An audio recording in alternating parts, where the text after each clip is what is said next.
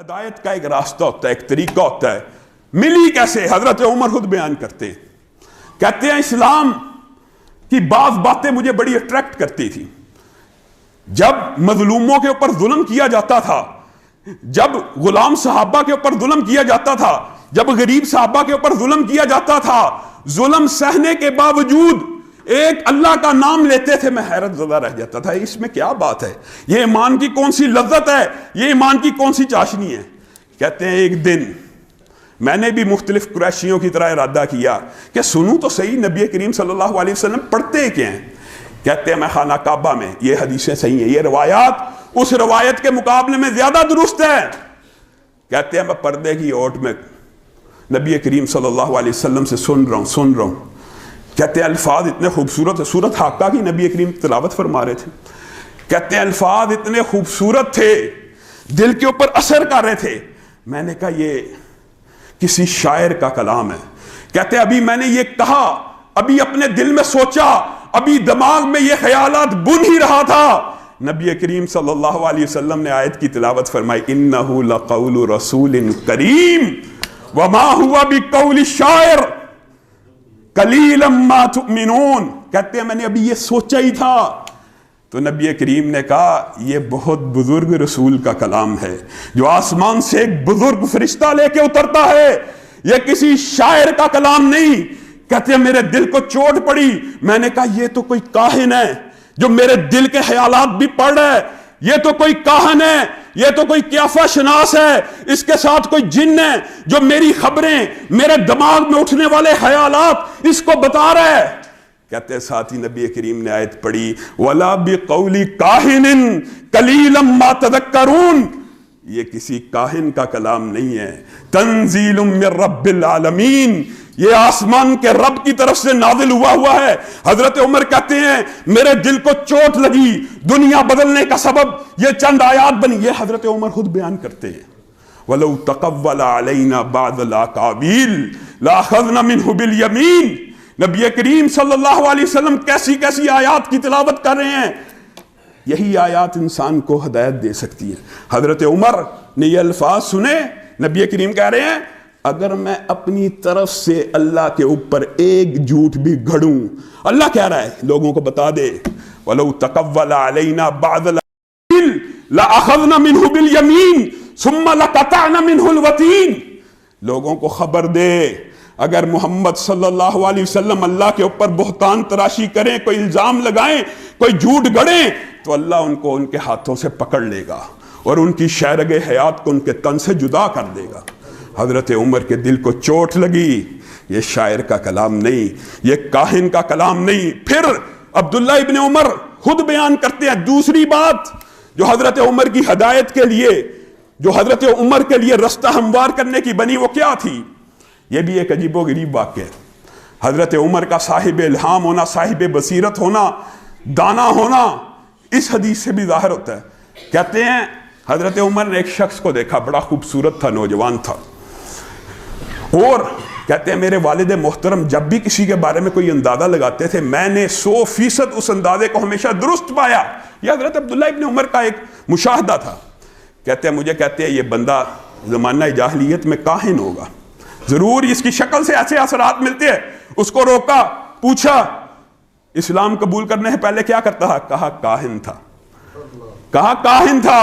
کہا کہانت کے اندر کون سا ایسا واقعہ جس کو تو یاد کرتا ہے اور تجھے متاثر کرتا ہے؟ اس کاہن نے جو پہلے کاہن تھا اب اسلام کو قبول کیا، اپنا واقعہ بتلایا۔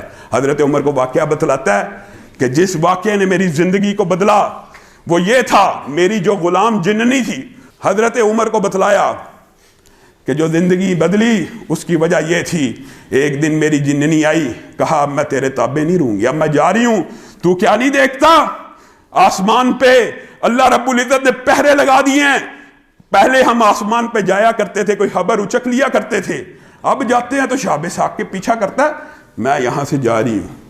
حضرت عمر نے اس کی بات کی تصدیق کی، اور عبداللہ ابن عمر بیان کرتے ہیں حضرت عمر کے اسلام لانے میں یہ واقعہ تھا۔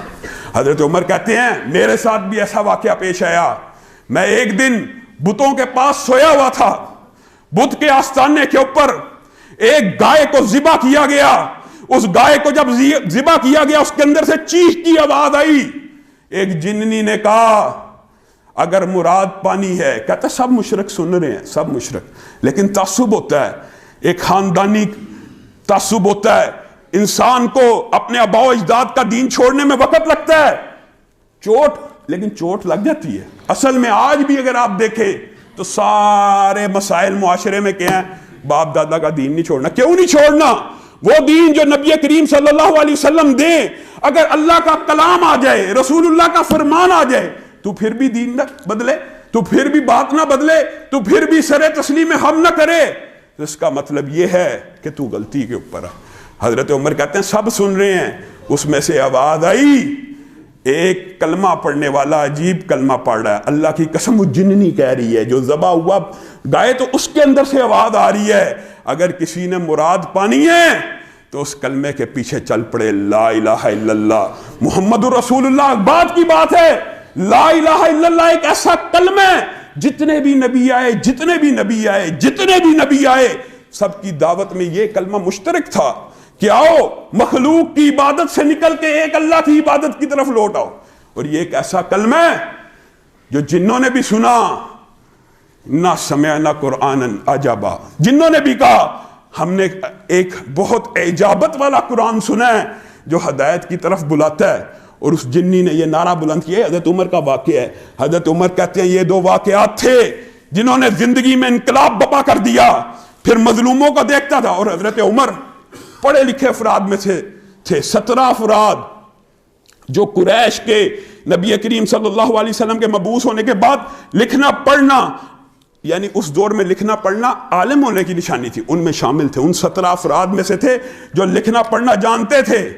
نبی کریم صلی اللہ علیہ وسلم سے چھوٹے تھے, عام الفیل کے 13 سال بعد پیدا ہوئے, اور اسلام کس سن میں قبول کیا؟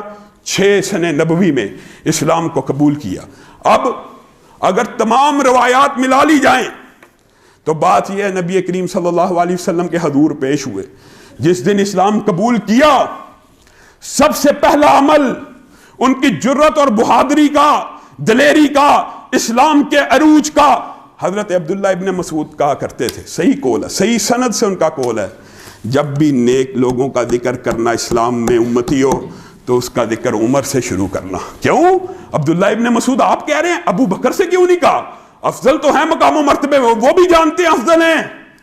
کہا عمر سے اس لیے شروع کرنا, جس دن سے اسلام میں آیا ہے اسلام کو عروج ملا ہے, اس دن کے بعد اسلام نے پستی نہیں دیکھی, عروج کا سفر شروع کر دیا. وجہ کیا ہے؟ حضرت عمر ادھر اسلام قبول کرتے ہیں, ابتدائی طور پہ دین چھوڑنے کا جو دھچکا ہوتا ہے وہ ان کو لگا, وہ واقعات بھی ملتی ہے. لیکن پھر جب شرح صدر ہوا, کہا عرب کا کون سا آدمی ہے, عرب کا کون سا آدمی ہے جو سب سے زیادہ تیزی سے خبریں پھیلاتا ہے؟ آج کل بھی ہمارے معاشرے میں کچھ لوگ ایسے ہوتے ہیں جن کو کہا جاتا ہے CNN یا BBC ہے, اس کے کان میں کوئی خبر ڈال دو یہ پورے معاشرے میں پھیلا دے گا. حضرت عمر کہتے ہیں عرب کا کون سا آدمی ہے جس کے کان میں کوئی خبر پہنچ جائے تو پورے عرب کو پتہ چل جائے؟ کہا جمیل نامی شخص ہے. حضرت عمر, یہ دلیری ہے, یہ بہادری ہے. اسلام قبول کیا, وقتی طور پہ جو لمحات آئے جب گزر گئے تو جمیل کو بلا کے کہتے ہیں میں نے اسلام کو قبول کر لیا ہے, میں محمد رسول اللہ صلی اللہ علیہ وسلم پہ ایمان لے آیا ہوں. ابھی جملہ مکمل نہیں تھا ہوا, جمیل بھاگ گیا, خانہ کعبہ میں پہنچا, قریش کو وعدے دینا شروع کر دی, سنو سنو. حضرت عمر پیچھے پیچھے ہیں, گھبرائے نہیں ہیں, ڈرے نہیں ہیں. وہ جو روایات ہیں کہ عمر کے اسلام قبول کرنے کے بعد مسلمانوں نے پہلی دفعہ علی الاعلان نماز کو قبول کیا, اس کی وجوہات یہ ہیں. عمر بھی پیچھے پیچھے چل رہے, جمیل اعلان کر رہا ہے عمر نے اپنا دین بدل دیا. عمر پیچھے سے کہہ رہے ہیں نہیں بلکہ اسلام کو قبول کر لیا. عمر نے اپنا دین بدل دیا, نہیں بلکہ رسول اللہ پہ ایمان لے کے آیا. اور حضرت عمر کی جرت کا اندازہ کیجئے, قریشی پل پڑے, سردار پل پڑے. 3 دن پہلے حضرت حمزہ نے اسلام قبول کیا, ان کے لیے بہت بڑی بات تھی. یہ کیا ہو رہا ہے؟ قریش کے پڑھے لکھے اور قریش کے بہادر اگر نبی کریم صلی اللہ علیہ وسلم کے اوپر ایمان لے آئیں گے تو ہمارے آباء و اجداد کے دین پہ کون رہے گا؟ حضرت عمر کے اوپر پل پڑے کہ اس کو آج سزا دیتے ہیں. روایات کے اندر آتا ہے 2 پہر عمر اکیلے لڑتے رہے. 20 لوگوں نے حملہ کیا, لڑتے لڑتے لڑتے لڑتے سورج جب ڈھلنے لگا تھک گئے. اور اپنے ہاتھوں کو روک لیا لڑنے سے اور بیٹھ کے ان کے اوپر ضربیں لگیں، ان کو مارنے کی کوشش کی، تو حضرت عمر کی بصیرت کا اندازہ کیجئے، حضرت عمر کی دانائی کا، وہ جو صاحب الہام کے الفاظ ہیں، اس کا مقصد اور اس کا مطلب یہ ہے، حضرت عمر نے اس دن یہ کہا، اس دن اگر ہم صرف 300 ہوں، اگر ہم صرف 300 ہوں، اللہ کی قسم تم مٹ جاؤ.